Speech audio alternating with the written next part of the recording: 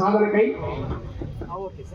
ఏసీగా అఖిలపక్ష పార్టీలు ప్రధానంగా 4 పార్టీలు ప్లస్ అన్ని ప్రజా సంఘాలు కలిసి జేఏసీగా ఏర్పడి తెలంగాణ రాష్ట్రంలో చర్యలు రెవెన్యూ సాధించాలనే తపనతో పెంట తాగితే పెంకాసులు వెళ్తాయి.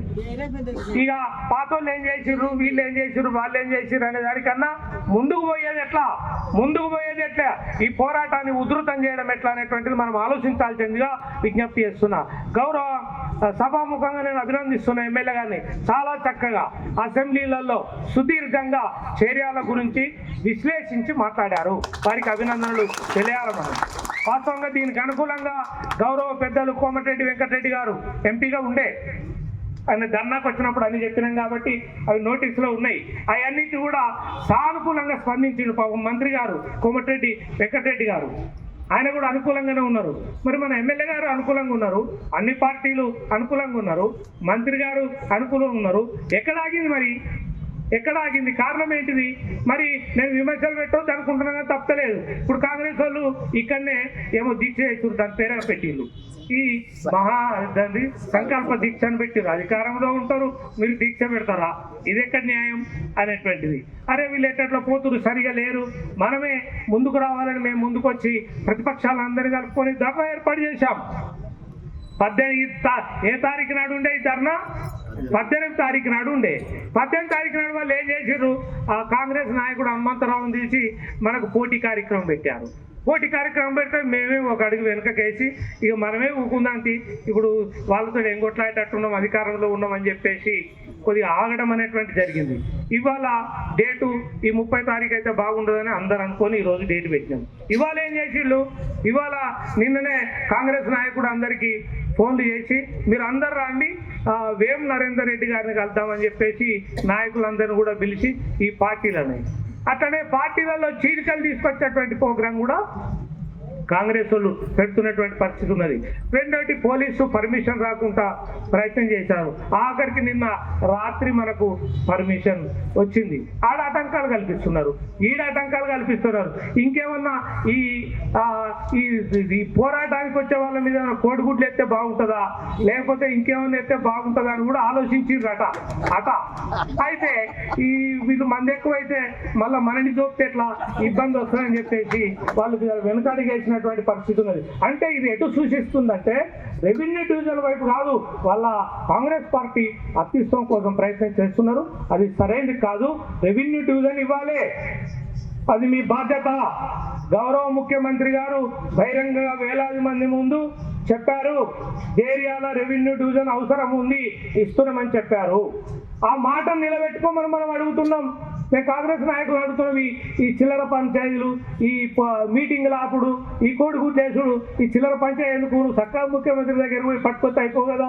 ఈ మధ్యలో చేశారు వీళ్ళు, రెవెన్యూ డివిజన్ మనం మీటింగ్ చేశాం, ఏంటిది కలెక్టర్ ఆఫీస్కు కార్లతోటి మనం పోతే చాలా మంది పోయినాం.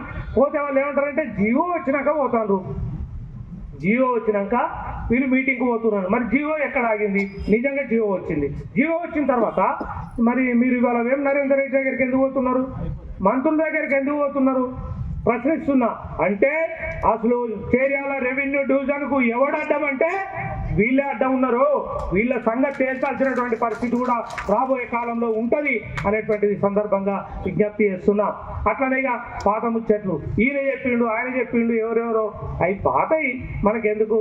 అప్పుడు మా కనకన్న కోపం వచ్చింది. పాత మా అన్ని కేసులు ఉండే వరకు మేము ఎక్కడ టీఆర్ఎస్ పార్టీని ఎప్పుడు కూడా గతంలో కూడా విమర్శించలే, ఎక్కడ కూడా విమర్శించలే. వ్యక్తిగతంగా ఏదైనా ఇష్యూ వచ్చినప్పుడు మేము వ్యతిరేకంగా పోయినాం. మహాధర్నాకు ముఖ్య అతిథిగా విచ్చేసినటువంటి జనగామ శాసనసభ్యులు అన్నగారు డాక్టర్ పల్లా రాజేశ్వరరెడ్డి గారు, అలానే గౌరవ టీచర్స్ ఎమ్మెల్సీ నర్సిరెడ్డి గారు, బీజేపీ రాష్ట్ర నాయకులు కేవీఎల్ఎన్ రెడ్డి గారు, అలానే టీడీపీ రాష్ట్ర అధికార ప్రతినిధి తమ్ముడు ఒగ్గురాజు గారు, అలానే చాలామంది ఉన్నారు. గౌరవ పార్టీ మండలాధ్యక్షులు అన్ని పార్టీల, అట్లనే జెడ్పీటీసీలు, మాజీ ఎంపీటీసీలు, ఎంపీపీలు, గౌరవ సర్పంచులు ఉన్న జనగామ జిల్లా కార్యదర్శి, పార్టీ రాష్ట్ర కమిటీ సభ్యుడు కామ్రేడు తోటి సహచరుడు కామ్రేడ్ మోక్ కనకారెడ్డి గారు కూడా ఈ ధర్నాకు హాజరైనారు. అట్లానే మహిళా లీడర్సు, అట్లానే గౌరవ పత్రికా విలేకరులు అందరూ కూడా పూర్తి కోరంతో ఉన్నారు. వాళ్ళు పూర్తిగా ఉన్నారంటే చేర్యాల రెవెన్యూ డివిజన్ వస్తుంది అనేటువంటిది అర్థమవుతుంది అనేటువంటిది.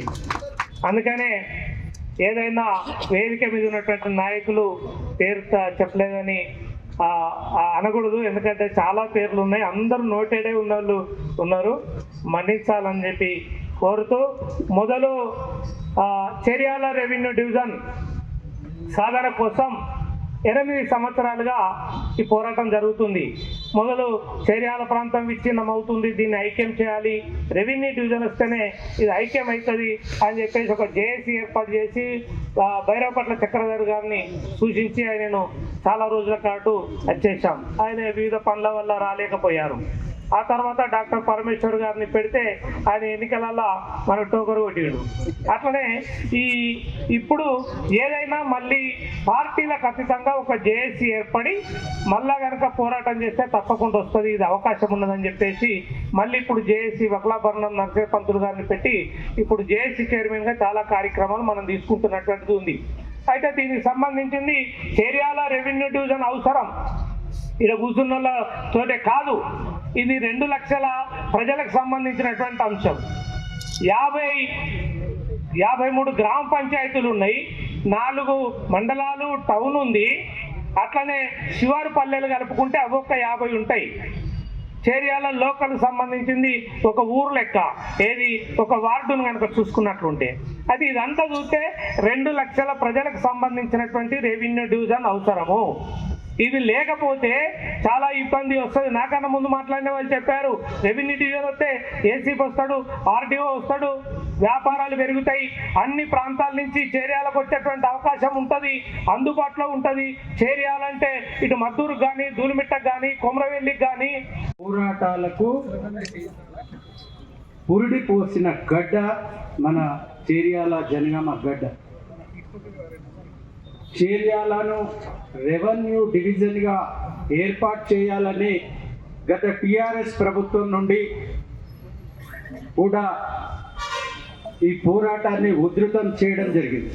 ఈరోజు విషయానికి ముఖ్య అతిథిగా విచ్చేసిన జనగామ శాసనసభ్యులు పల్లా రాజేశ్వరరెడ్డి గారు, అదేవిధంగా మాజీ మున్సిపల్ చైర్మన్లు,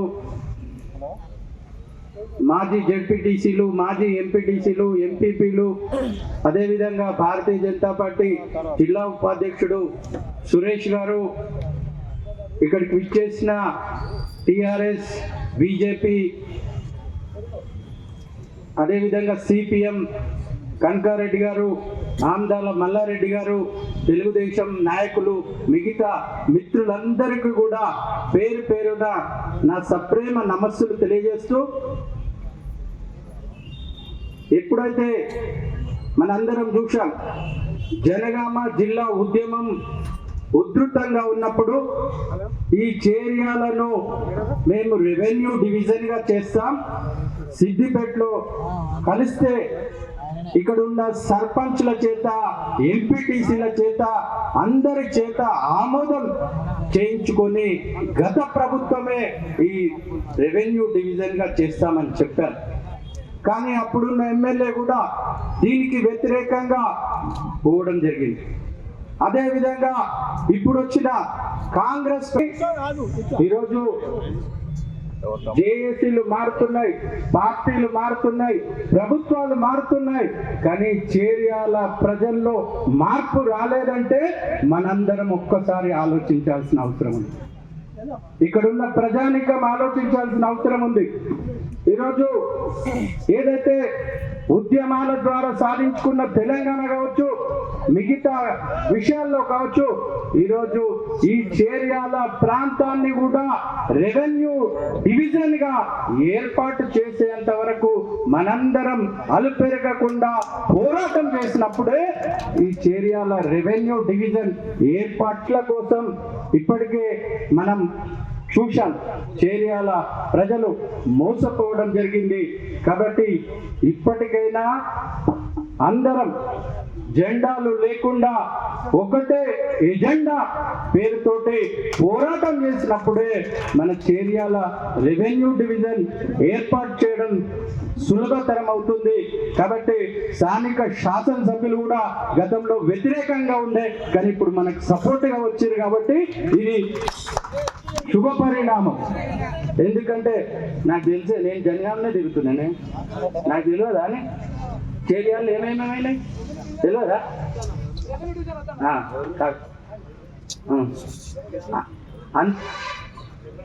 మనందరికి తెలుసు.